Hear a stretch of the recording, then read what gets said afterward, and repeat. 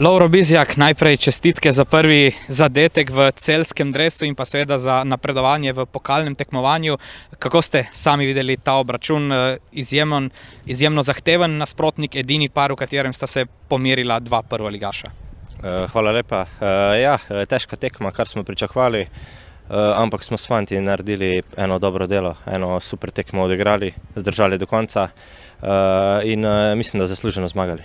Delovalo je, da ste imeli tekmo pod kontrolo, predvsem v drugem polčasu je bilo obdobje, ko Mura praktično ni prišla do žoge. Ste morda želeli doseči tisti tretji zadetek, da bi razblinili dvome o zmagovalcu, kajti proti zaključku tekme je bilo vseeno nekaj živčnosti?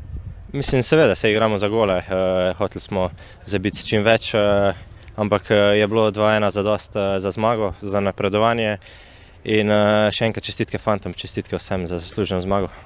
Treba se bo hitro odpočiti, v nedeljo vas čaka še zadnji prvenstveni obračun pred reprezentančnim Primorom. Na stadion z Dežele prihaja Koper, pomemben obračun v bitki za vrh lestvice. Kako pomembno in koliko lažje je sedaj po zmagi iti v ta pomemben dvoboj?